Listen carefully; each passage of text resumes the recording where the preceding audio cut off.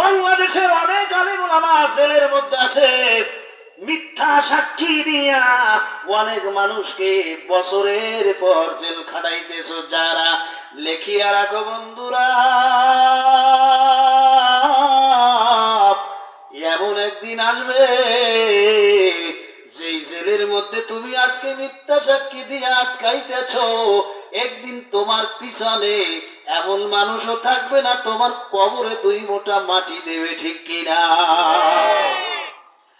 ওই ব্যক্তির মিথ্যা সাক্ষী দিয়ে যে জেল খাটাইয়া পরিবার থেকে আলাদা করে দিলাম, স্ত্রী পরিবার পরিজনের সব হকগুলো তুমি যে ধ্বংস করে দিলা।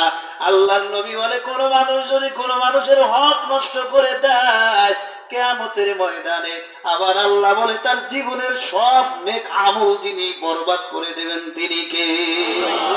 আল্লাহ বলছেন, শিরক আলা যুলুমুন আযীম। পৃথিবীবাসীরা, পৃথিবীতে যত গুনাহ আছে আমি আল্লাহ ইচ্ছা করলে সব মাফ করে দেব, বলেন সুবহানাল্লাহ। কিন্তু বান্দারে জেনে রাখো, একটা গুনাহ যদি তোমাদের আমলনামার মধ্যে থাকে, সেই গুনাহটা হলো শিরকের গুনাহ, আমি আল্লাহ রাব্বুল আলামিন কিন্তু তোমাদের মাফ করব না, ওয়াদা কার। শিরক করা যাবে না, আরো জোরে কও না। তাহলে নবীজি বলছে আফসুস সালাম, 2 নম্বরে বলছে তুতি উত্তআম, জোরে কও সুবহানাল্লাহ। 2 নম্বরে মানুষকে খাবার খাওয়াবেন, মানুষকে খাবার খাওয়াবেন। একজন নবী কিয়ামতের ময়দানে কাপড় পরিহিত অবস্থায় উঠবেন। পৃথিবীতে যত নবী, সব নবী উলঙ্গ অবস্থায় উঠবে, ইল্লা মুহাম্মাদুর রাসূলুল্লাহ সাল্লাল্লাহু আলাইহি সাল্লামের কি অবস্থা হবে স্বয়ং আল্লাহু আলাম, জোরে বলেন সুবহানাল্লাহ। কিন্তু একজন নবীকে আল্লাহ পাক কাপড় পরিহিত অবস্থায় কিয়ামতের মাঠে উঠাবে, জোরে কোন সুবহানাল্লাহ। সেই নবীর নাম হলো হযরত ইব্রাহিম আলাইহিস সালাতু ওয়াস সালাম, বলেন সুবহানাল্লাহ। কোন নবী? ইব্রাহিম নবী আলাইহিস সালাতু ওয়াস সালামের আমি ওনার জীবনের মধ্যে দেখেছি মুফাসসির কিরাম, তাফসীর কারকরা লিখতে লিখতে এক পর্যায়ে লেগেছে ইব্রাহিম নবী আলাইহিস সালাতু ওয়াস সালাম উনি এত বড় একজন নবী হওয়া সত্ত্বেও উনি মেহমানদারি এমন ভাবে করতেন, ওনার বাড়ি যেদিন মেহমান না আসতো ওই দিন যাই নামাজে দাঁড়াইয়া আল্লাহর কাছে কন্দন করতেন, বলেন সুবহানাল্লাহ। ইব্রাহিম আলাইহিস সালাম বলতেন, আল্লাহ আমার বাড়িতে যেদিন মেহমান আসে রে, আমার বাড়িতে ওই দিন সব থেকে ভালো খাবার হয়, সুবহানাল্লাহ। আল্লাহ আজকে তুমি কেন আমাকে বঞ্চিত করে দিলা, আমার বাড়ি মেহমান নাই। আল্লাহ ডাক দিয়া বলে, ও জিবরাইল, ও জিবরাইল, আর দেরি করিও না, 2 জন মানুষকে ফেরেশতার কায়া পাল্টাইয়া মানুষ রূপ দিয়া আমার বন্ধু ইব্রাহিমের বাড়ি মেহমান বলে পাঠাইয়া দাও। পারে কে? আরো জোরে বলেন কে? ইব্রাহিম নবী যাই নামাজে বসে যখন আল্লাহর কাছে ক্রোধনরত অবস্থায় দেখতে পাইলেন তার বাড়িতে 2 জন মেহমান, ইব্রাহিম আলাইহিস সালাম আল্লাহর শুকরিয়া আদায় করে বললেন, আলহামদুলিল্লাহি রাব্বিল আলামিন।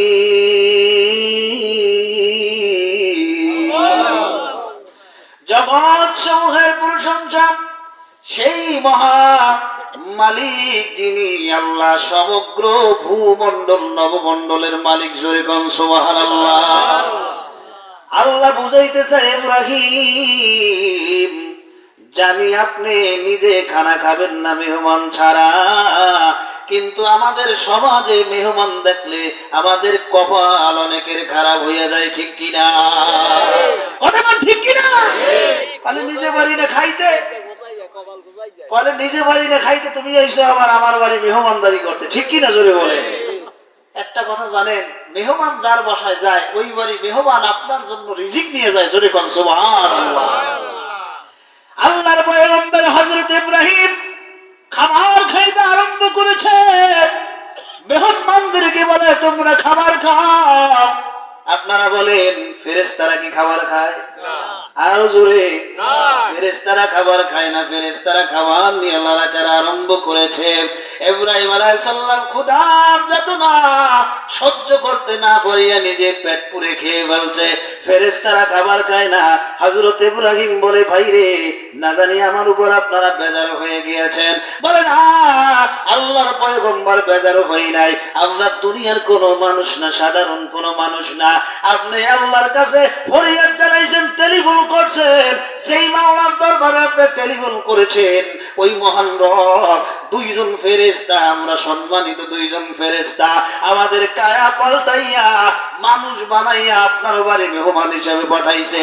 কাজে আমরা ফেরেশতা, আমাদের জন্য খানা পানা সব কিছু আমার আল্লাহ হারাম করে দিয়েছে।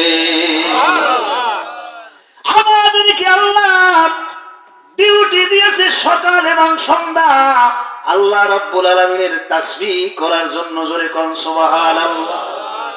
আমার ভাইরা, নবীজি 2 নম্বরে শিখাই দিলেন, বান্দারা বাড়িতে যদি মেহমান যায় তোমরা খুশি হয়ে যাবে। জোরে কোন সুবহানাল্লাহ। 3 নম্বরে নবীজি বললেন, সাল্লু সালাতান, মানুষ যখন এশার নামাজ পড়ে ঘুমাইয়া যায়, যায় কি যায় না? আর জোরে, যায় কি যায় না? আল্লাহ পাক বলেন ওই সময় আকিমুস সালাতা লিদুলুকিশ শামস ইলা গাসাকিল লাইল ইন্না কুরআনাল ফাজরি কানা মাশহুদা। আমার আল্লাহ ডাক দিয়ে বলে, বান্দারা শোন, এশার নামাজ পড়ে যাওয়ার পরে আমি আল্লাহ রাব্বুল আলামিন রাত্র যখন 12টা বেজে যায়, কয়টা? আর জোরে, আজকেও যদি 12টা বাজে, কারা কারা থাকতে রাজি আছেন? আল্লাহু আকবার। ভাই রে ভাই, আমার তো আটকাই দিতেছে। আমার গোপালগঞ্জ ঘুরিয়া তারপরে বরিশাল পর্যন্ত যাইতে হবে, সব খেলা বন্ধ। ঠিক কিনা জোরে বলেন? আগামীকাল মাহফিল আছে, প্রিন্সিপাল হুজুর কল দিয়েছে, বাবা যেখানেই থাকো, রাত 4টে বাজুক আর 5টা বাজুক, আমি যেন ফজরের নামাজ পড়তে পারি তোমার পিছনে। বলেন আলহামদুলিল্লাহ। বলে বলে ভাবলাম সবারই তো আবদার, ঠিক কিনা? এর পরের দিন আবার আমার মসজিদে, নিজের মসজিদে, আমার প্রতিষ্ঠানে মাহফিল। তাহলে আপনারা বলেন, আমরা যারা আলেম ওলামা আছি, আমরা বড় সুখে আছি না? বলেন, বড় শান্তিতে আছি, ঠিক কিনা? আপনাদের দোয়ার বরকতে ইনশাআল্লাহ আসলেই শান্তিতে আছি। বলেন সুবহানাল্লাহ। এক মসজিদে 15 বছর ইমামতি করতে পারেন, আল্লাহর রহমতে আপনাদের দোয়া এক মসজিদে 15 বছর খেদমত করতেছি। সবাই বলে আল্লাহুম্মা আমিন। এটা কিন্তু আমরা ক্রেডিটের কথা বলতেছি। আমি আমার মহান আল্লাহকে বলেছি, আল্লাহ যতদিন তুমি এই নিসবাতের মধ্যে রাখবা, ঈমান ও ইজ্জাতের সাথে রাখিয়া দিও। জোরে কোন আমিন। তাহলে আমার আল্লাহর নবী 3 নম্বরে বললেন, বান্দারে রাত্রে যখন ঘুমাইয়া যাও রে, এশার নামাজ পড়িয়া যখন ঘুমাইয়া যাও, কিছু কিছু আল্লাহর এমন বান্দারা আছে তাহাজ্জুদের ওয়াক্ত হইলে সাথে সাথে তাদের ঘুমটা যিনি ভেঙে দেন তিনি কে? আমার আল্লাহ ডাক দিয়া বলেন, 1 নম্বরে যারা সালাম দেবে, 2 নম্বরে মেহমানকে সম্মানিত করবে, মেহমানদারি করাবে, 3 নম্বরে শান নামাজ পড়িয়া যারা ঘুমাইয়া যাবে, 4 নম্বরে শান নামাজ পড়িয়া ঘুমিয়ে যাওয়ার আগে, ফজরের নামাজের আগে তাহাজ্জুদের ওয়াক্তে উঠিয়া যারা 2 রাকাত নামাজ পড়বে, আবার নবীজি ডাক দিয়া বলে, তাদখুলুল জান্নাতা বিসালাম, দুনিয়াবাসীরা তোমাদের জন্য আল্লাহর পক্ষ থেকে জান্নাতের সালাম। সালাম দিছে কে? আমার আল্লাহর একটা নাম আব্দুস সালাম। আল্লাহর নাম কি? সালাম। জোরে বলেন, আল্লাহর নাম কি? আল্লাহর নাম সালাম। কোরআনুল হাকিমের মধ্যে 24 পারা। কোন পারা? আমার আল্লাহ বলেন, ওয়াসিকাল্লাযীনা তাকাউ রাব্বাহুম ইলাল জান্নাতি যুমারা হাত্তা ইযা জাউহা ওয়া ফুতিহাত আবওয়াবুহা ওয়া ক্বালা লাহুম খাজানাতুহা সালামুন আলাইকুম তিবতুম ফাদখুলুহা খালিদিন। একটু আগে যে সালামের কথা বলছি, কোরআনুল কারীমের মধ্যে সালামের কথা আছে? আরো জোরে বলে। তাহলে সালাম দিয়ে শুরু করছি। সালাম মানে কি? শান্তি। জোরে বলেন তো কি? আরো জোরে কর। তাহলে আমরা কি চাই আসলে? বলে সমাজের মধ্যে সব মানুষ বলে কি চাই? হ্যাঁ, অশান্তি না শান্তি? সবাই সবাই যদি শান্তি চান, আল্লাহর নবী বলেছেন পৃথিবীবাসীরা, আমি আসার সাথে সাথে আমার মামা বলছে, মামা একটা বিষয় আপনার একটু বলা লাগবে। যেই বিষয়টা না বললেই নয়। প্রতি রাত্রে আমি প্রায় জায়গায় বলি, ভাইরে মুসলমানদের একটা মূলধন চালান আছে, যেই চালানের নাম হলো ঈমান। ঠিক কিনা? অনেক মানুষ আছে নামাজ পড়ে, রোজা রাখেন, হজ করে। আপনারা বলেন আব্দুল্লাহ ইবনে সুলুল নাম শুনছেন? শুনেন নাই? রাসূলের পাশে নামাজ পড়ছে। কার পাশে? আরো ধরে। একটা না, 1 বছর নয়, 2 বছর নয়, 40 বছর। কয় বছর? আরো জোরে কর। 40 বছর যদি কোন ব্যক্তি কোন মুতাআল্লি কোন ইমামের পাশে নামাজ পড়ে, এর মধ্যে ধারণা কম থাকে না বেশি থাকে? আরো জোরে। আব্দুল্লাহ ইবনে সুলুল আল্লাহর নবীর পাশে নামাজ পড়তো। দিনের বেলা হুজুর হুজুর মানতো আল্লাহর নবীরে, কিন্তু পিছন থেকে সরে গিয়ে আল্লাহর নবীর বিরুদ্ধে ষড়যন্ত্রে লিপ্ত হতো, যার কারণে আল্লাহ রাব্বুল আলামিন তার নামটা মুসলমানের খাতা থেকে নামটা কেটে দিয়ে তাকে আল্লাহ মুনাফিকের সর্দার বানাই দিয়েছে। জোরে কর নাউজুবিল্লাহ। কিন্তু দেখা যায় মুসলমানের মধ্যে অনেক মুসলমান নামাজ পড়ে। আবু জাহেলও নামাজ পড়তো, কিন্তু দেখাইয়ে না। আবু জাহেল সামাজিক নামাজ পড়তো। বুঝতে পারছেন কি কইছি? আব্দুল্লাহ ইবনে সুলুল রোজা রাখছে কি রাখে নাই? জয়গণ রাখছে কি রাখে নাই? তাহলে আমরা যারা এখন মুসলমান আছি, রোজা রাখি কি রাখি না? নামাজ পড়ি কি পড়ি না? অনেক মানুষ আছে নামাজ পড়তে পড়তে কপালের উপর দাগ ফেলাই দিয়েছে, এরকম মুসলমান আছে না নাই? জয়গণ আছে না নাই? কিন্তু মাগার এই মুসলমান যারা আছে, আব্দুল্লাহ ইবনে সুলুল যেদিন মারা গেছে, আল্লাহর নবীর একটু মায়া লেগেছে। আব্দুল্লাহ ইবনে সুলুল আল্লাহর নবীর পিছনে নামাজ পড়ছে। মুক্তাদিদের প্রতি ইমাম সাহেবের মায়া মহব্বত কম না বেশি? জোরে কর। যারে 5 ওয়াক্ত নামাজে পাওয়া যায়। আমার একজন মুতাআল্লি ঢাকা পিজি হসপিটালে আজকে হাড়ে ঋণ পড়াইতেছে, আমারে কল দিয়ে কেঁদে ফেলছে, বিক্রি কেঁদে ফেলছে, হুজুর আজকে 1 সপ্তাহ হলো আপনার পিছনে নামাজ পড়তে পারি না, আপনি দোয়া করেন আল্লাহ যেন আমাকে সুস্থ করে বাড়ি নিয়ে আসে। জোরে বলেন আমিন। আমি বুঝলাম যে এই লোকটার ভালো ধারণা, আমার কাছে 15 বছর সিজদা দেয়, আমাকে সে মহব্বত করে, আমিও মহব্বত করি। ঠিক তদ্রুপ প্রত্যেক মাহফিলায়, প্রত্যেক মহল্লায় ইমামের প্রতি মুসল্লিদের মহব্বত কম না বেশি? পৃথিবীর সবার থেকে বেশি। ঠিক কিনা? জোরে বলেন। আব্দুল্লাহ ইবনে সুলুল আল্লাহর নবীর পাশে নামাজ পড়ে। আল্লাহর নবী দেখলেন আব্দুল্লাহ ইবনে সুলুল মারা গিয়েছে। নবীজি বললেন, সাহাবীরা এই লোকটা আমার পাশে নামাজ পড়তো, এই লোকটার জন্য আমার মায়া মহব্বত একটু লাগে। আল্লাহ রাব্বুল আলামিন সাথে সাথে জিবরাইলকে পাঠিয়ে বললেন, জিবরাইল আপনি জলদি করে চলে যান, আমার নবীজির কানে কানে আপনি বলিয়ে দেন, ইয়া রাসূলুল্লাহ আপনি যার জন্য এত আয়োজন করতে আছেন, এক কথায় আপনার গায়ের জামা দিয়ে কাপড়ের ব্যবস্থা আপনি করতেছেন, যার জন্য এই লোকটা দুনিয়ার কোনো সাধারণ মানুষ না, এই মানুষটা হলো একটা টাটকা মুনাফিক। জামা খুলছে কি? মুহাম্মাদুর। আরে ভাই কথা বলেন, কথা বললেই তো শুনতে পারবেন। ঠিক কিনা? জোরে বলে কথা বলবেন, দেখবেন আমার থেকে আল্লাহ পাক এমন কথা বের করবে যে কথা আমি নিজেও ভাবিনি, আপনারাও ভাবেন নাই। ঠিক কর, জোরে কোন ঠিক কিনা? আব্দুল্লাহ ইবনে সুলুল মারা যাওয়ার পরে নবীজি নিজের আস্তিন জামা খুলে দিয়েছে। আব্দুল্লাহ ইবনে সুলুলের গায়ে কাপড়ের কাপড় পরাইয়া দেবে আল্লাহর নবীকে আল্লাহ জানাই দিলেন, হাবিব একবার নয়, 2 বার নয়, আপনি আপনার গায়ের জামাও যদি আপনি তাকে পরাই দেন, আর আপনি যদি নিজে 70 বারও জানাজা পড়ান, কয়বার? আপনাদের এই মুসিল্লায়, এই মহল্লায় যদি একজন মারা যায়, কয়বার জানাজা হয়? আর ওজোরে যদি কোনো ওজোর থাকে 2 বার, না হয় 3 বার।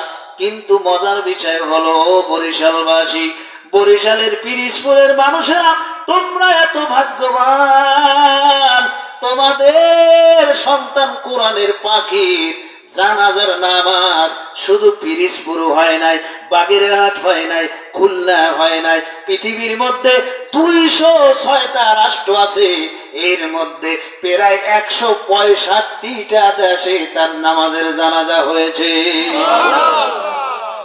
যিনি একটানা 50 বছর মানুষদেরকে কোরআনের কথাগুলো শোনাইছেন, ওনার নাম হলো কোরআনের পাখি, ঠিক কিনা জোরে বলে?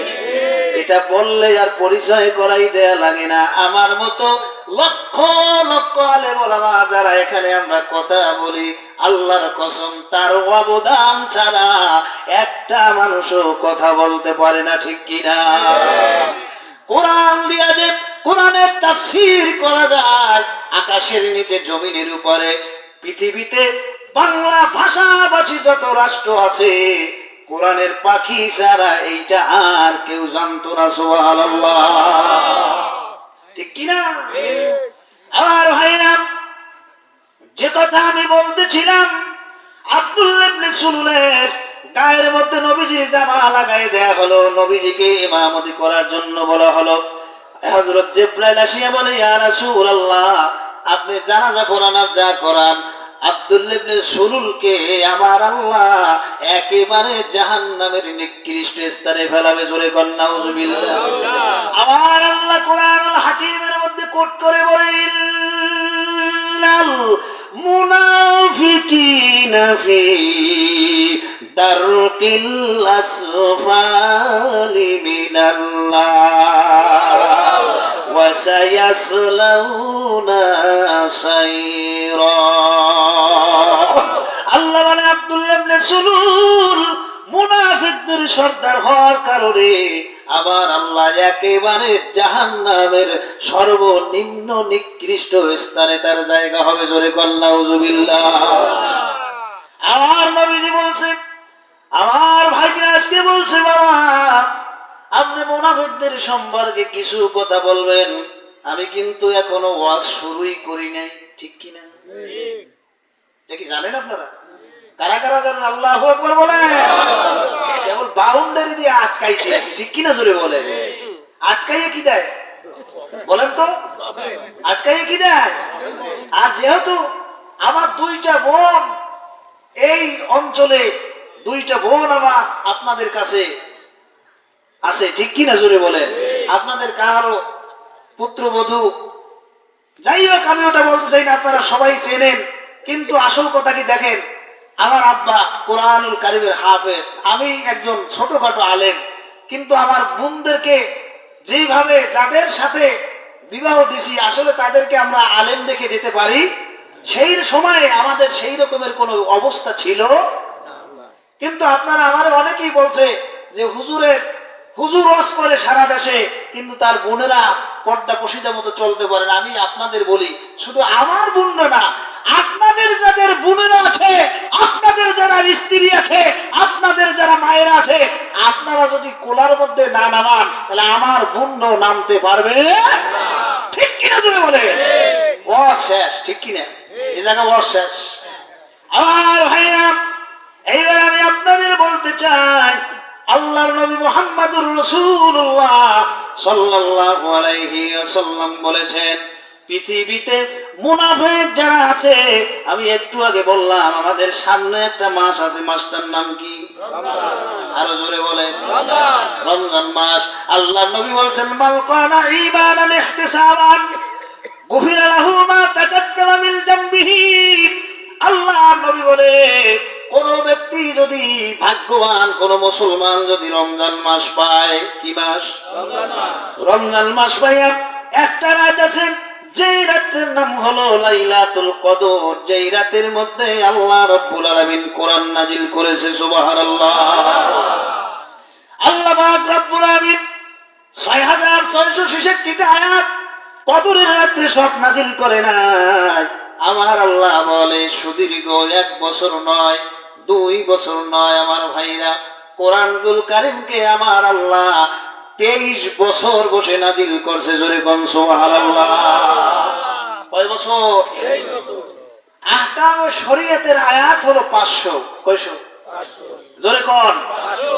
কোরআনুল কারীমের 500 আয়াত বাদ দিলে থাকবে কত? 6000। 6000? আরে মেয়েরা ভালো হবে। 6166। আপনি যদি বলেন যে হুজুর 6166 আয়াত আমরা মানি না, আল্লাহ আহকামে শরীয়তের আয়াত দিয়েছে 500, তাহলে 500 যারা মানেন, আল্লাহ যদি কোনো আইন দেয়, এই আইন লঙ্ঘন করার পৃথিবীতে কোনো মানুষের শক্তি আছে? না। এই আইন পরিত্যাগ করে নিজের কথা মতো কত আইন চালু করলে তার কি উপায় আছে? না।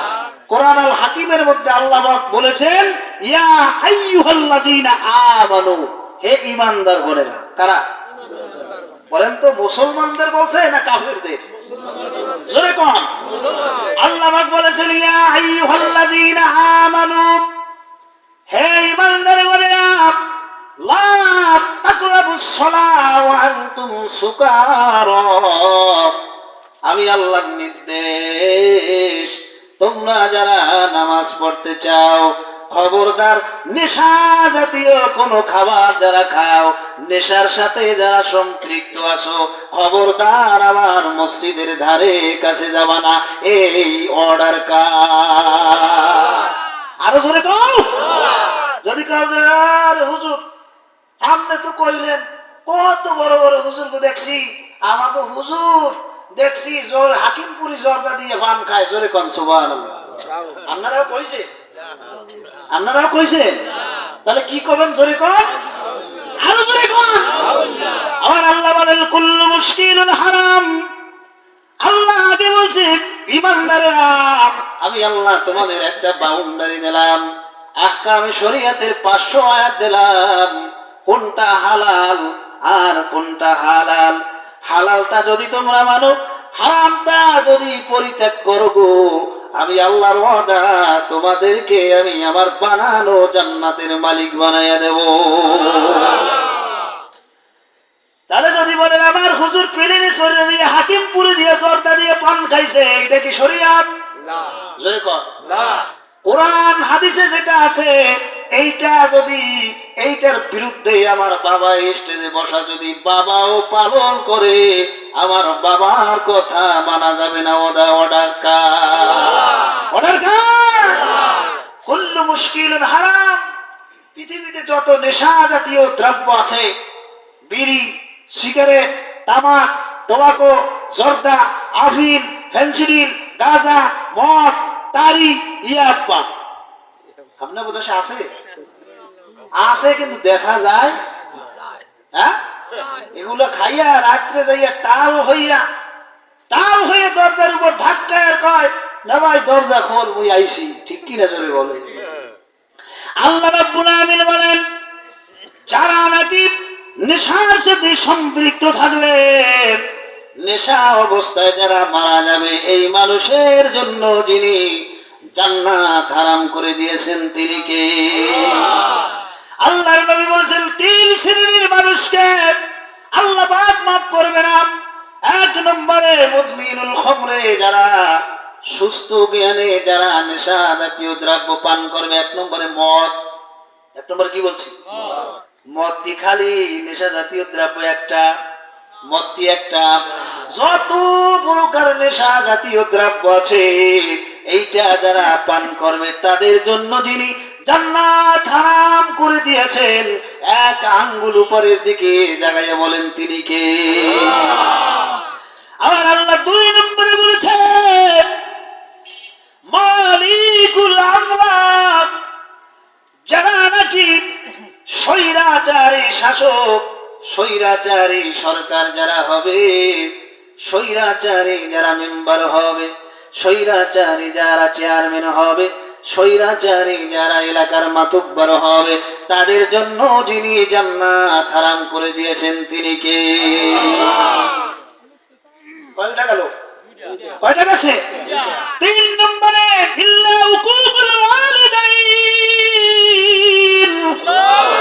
আর আল্লাহ বলে পৃথিবীর মানুষেরা যাদের মাধ্যমে দুনিয়া চিনলাম, যাদের মাধ্যমে দুনিয়ার মুখ দেখলাম, পিতা এবং মাতা যারা জীবিত আছে তারা যদি কোনো সন্তানের উপর অসন্তুষ্ট থাকে, আল্লাহর কসম দিয়ে বলি ওই লোকটা যদি মুহাম্মাদুর রাসূলুল্লাহর মেয়ে হয়, মুহাম্মাদুর রাসূলুল্লাহর সন্তানও হয়, তার জন্য যিনি জান্নাত হারাম করে দিয়েছেন তিনি কে? পাইলেন কয়টা? জোরে বলেন। 1 নম্বরে বলছি মুমিনুন খমরি, যারা নেশা জাতীয় দ্রব্য খায়, এতে আমাকে হুজুর খাক আর আমি খাক আর পীর সাহেব খাক, ঠিক কিনা? জোরে বলে। পীর সাহেবের ফতোয়া মানা যাবে? কোরআন যেটা বলে, কোরআন যেটা দেবে ফতোয়া সেইটাই মানতে হবে, ঠিক কিনা? জোরে বলে। 2 নম্বরে বলেছি মালিকুল আমলাক, স্বৈরাচার যারা হবে গো, যারা সবল মানুষ, যারা দুর্বলের উপর যারা অত্যাচার করে, এই মানুষগুলোকে যিনি মাফ করবেন না তিনি কে? 3 নম্বরে আমার আল্লাহ বলে সূরা বনী ইসরাঈলের মধ্যে আল্লাহ বলে উফিউ ওয়ালা তানহারহুমা ওয়া কুল্লাহুমা কওলান কারীমা। আমার আল্লাহ বলে পিতার মাথা যখন বৃদ্ধ হয়ে যাবে দুনিয়ার মধ্যে, তারা যখন বেঁচে থাকবে, তোমরা তোমাদের পাখি ডানার মতো তোমরা তাদেরকে তোমাদের কোলের মধ্যে টেনে নাও। জোরে কোন সুবহানাল্লাহ। কারণ ওই সময় তোমার পিতা এবং তোমার মাতা এত সবল মানুষ দুর্বল হয়ে যায়, একটা দুধের বাচ্চার মধ্যে আর তোমার বাবার মধ্যে আর তোমার মায়ের মধ্যে কোনো পার্থক্য থাকে না, ঠিক কিনা? অনেক মানুষ আছে মা বাবার সাথে মাথায় ঝাঁকি দিয়ে কথা বলে, আসে না নাই? জোরে বলে। নবীজি বলছে হুমা জান্নাতুকা নারুকা, পিতা মাতা হয় তোমার জন্য হবে জান্নাত, না হয় তোমার জন্য হবে জাহান্নাম, ঠিক কিনা? জোরে বলে। পিতা মাতা আমাদের জন্য কি হবে? জান্নাত। কারা কারা আছেন? আল্লাহু আকবার। আল্লাহ কবুল করে দেন। জোরে বলেন আমিন। আমি মুনাফিকের কথা বলতে গিয়ে বলছিল ক্বালান নবী সাল্লাল্লাহু আলাইহি ওয়াসাল্লাম, হাদিস যিনি বেশি বর্ণনা করেছেন রাবি কুলের শিরোমণি হযরতে আবি হুরায়রা রাদিয়াল্লাহু তাআলা আনহু থেকে বর্ণিত, আন্নান নবী সাল্লাল্লাহু আলাইহি ওয়াসাল্লাম, হযরতে আবু হুরায়রা রাদিয়াল্লাহু তাআলা আনহু থেকে বর্ণিত, আয়াতুল মুনাফিকু সালাসা, মুনাফিকের আলামত হলো 3টা। কয়টা? রঘুনাথপুরবাসী সব একেবারে হাতে কলমে লেখাইয়া অন্তরে গাঁথাইয়া মুখস্থ করাই দিয়ে যাব, ঠিক কিনা? জোরে বলে। যে কাল সকালে হুজুরে কি ওয়াজ করছে, সুর ছিল কিছু বুঝি নাই, কি কইয়ে গেছে আমারও মনে নাই, ঠিক কিনা? জোরে বলে। এইটা হইতে পারে যা বলবো সকালে একজনের লাগে দেখা হইলে ছাড়া কদি মুনাফিকের আলামত কয়টা বলছে? আপনারা বলেন কয়টা? আরো জোরে বলেন কয়টা? আল্লাহর নবী বলেছেন মুনাফিকের আলামত হলো 3টি। আয়াতুল মুনাফিক সালাসা। 1 নম্বরে ইদা হাদাসা কাযাবা, মুনাফিক ব্যক্তি দেখবেন যখন কথা বলে তখন কথায় কথায় মিথ্যা কথা বলে, ঠিক কিনা? জোরে বলে। সত্য বললাম না মিথ্যা? আরো জোরে কোন? মুনাফিক যারা এরা দেখবেন মাঝে মাঝে ঘন ঘন খালি আল্লাহর কিরা, রাসূলের কিরা, কোরআনের কিরা, মসজিদের কিরা, ঠিক কিনা? জোরে বলে। ঠিক ঠিক হইলে জোরে কোন? ঠিক। এই তো ওয়াজ বলছে। আল্লাহর নবী বলেন যদি কোন মুনাফিক মিথ্যা কথা সকালে একটা মিথ্যা কথা বলে দুপুর হওয়ার আগে যদি তওবা না করে, ওই দিন যদি মারা যায়, ওই ব্যক্তির জন্য যিনি জান্নাত হারাম করে দিয়েছেন তিনি কে? তাহলে আমরা আজকে অঙ্গীকার করব জীবন চলে যাবে তারপরেও মিথ্যা কথা বলা যাবে না, ঠিক কিনা? কারা কারা একমত? আল্লাহু আকবার।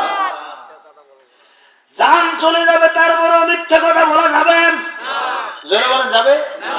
বাংলাদেশের অনেক আলেম ওলামা জেলের মধ্যে আছে, মিথ্যা সাক্ষী দিয়া অনেক মানুষকে বছরের পর জেল খাটাইতেছ। যারা লেখিয়া রাখো বন্ধুরা, এমন একদিন আসবে যেই জেলের মধ্যে তুমি আজকে মিথ্যা সাক্ষী দিয়ে আটকাইতেছ, একদিন তোমার পিছনে এমন মানুষও থাকবে না, তোমার কবরে 2 মুঠা মাটি দেবে, ঠিক কিনা? ওই ব্যক্তির মিথ্যা সাক্ষী দিয়ে যে জেল খাটাইয়া পরিবার থেকে আলাদা করে দিলাম, স্ত্রী পরিবার পরিজনের সব হকগুলো তুমি যে ধ্বংস করে দিলা। আল্লাহর নবী বলে, কোন মানুষ যদি কোন মানুষের হক নষ্ট করে দেয় কিয়ামতের ময়দানে, আবার আল্লাহ বলে তার জীবনের সব নেক আমল যিনি বরবাদ করে দেবেন তিনি কে? বুঝতে বলেন তিনি কে? এই কথার মানে হলো কোন মানুষের হক নষ্ট করা যাবে